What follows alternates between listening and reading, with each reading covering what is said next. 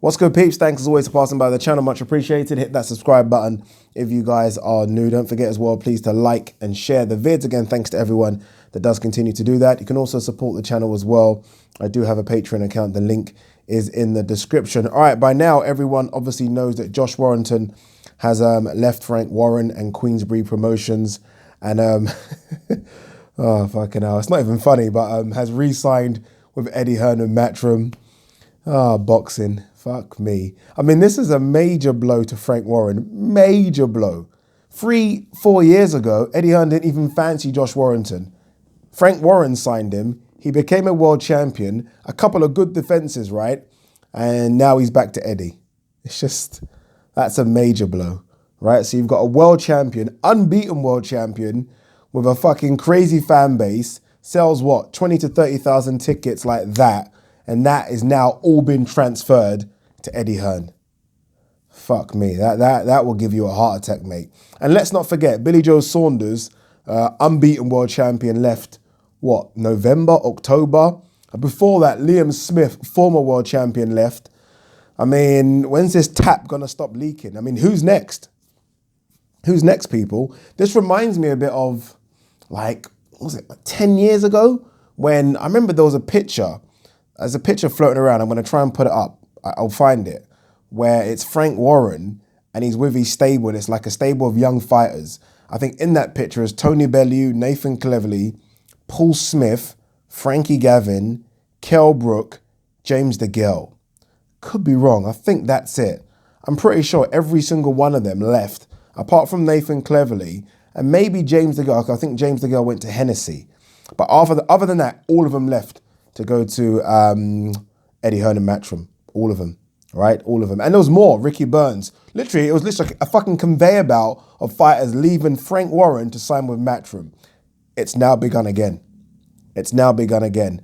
On the last Josh Warrington video I just did, the Josh Warrington video I just did, I was talking about a photo that was sort of floating about as well from, I think, about a year and a half ago, where Frank Warren's got the majority of his stable at the BT Sports Tower.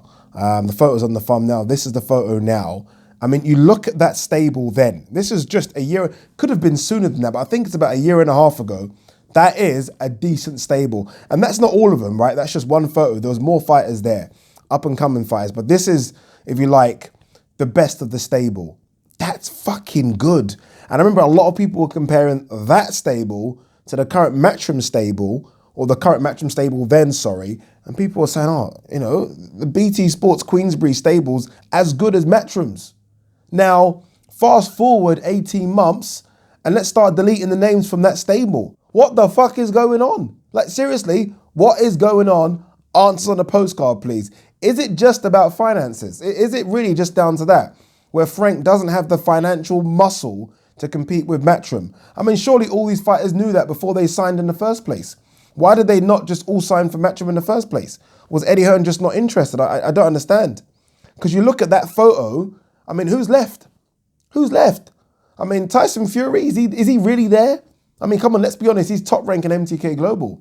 I'd love to know what percentage or what controlling percentage Frank Warren and Queensberry Promotions have in Tyson Fury. I'd love to know. Same thing with Carl Frampton. I mean, he's really top rank in MTK as well. Billy Joe Saunders has gone from that photo. Josh Warrington has gone from that photo. Liam Smith has gone from that photo. Daniel Dubois is there, and I think Daniel Dubois is going to do good things from them. Anthony Yard in that photo has obviously fought for a world title and lost. We don't know what's going on with Anthony Yard. I mean, fucking hell. I mean, O'Hara Davis in that photo, let's be honest, I mean, I like O'Hara, but he's never going to get to the heights I thought he was going to get. Jesus Christ, what is going on with Frank Warren?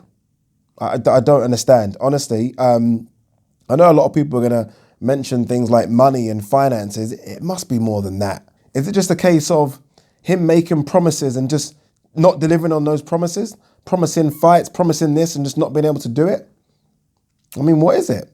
Is it maybe, I don't know, people accuse him of not being up to date, right? With this generation, Eddie Hearn is very much up to date, which does make me question why his sons, who are around the same age as Eddie Hearn, haven't kind of taken the reins and tried to kind of do things with it.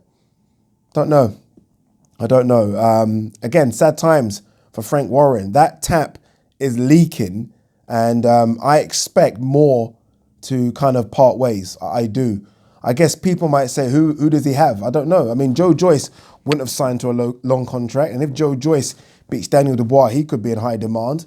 Anthony Yarde is obviously the big one. It's a shame.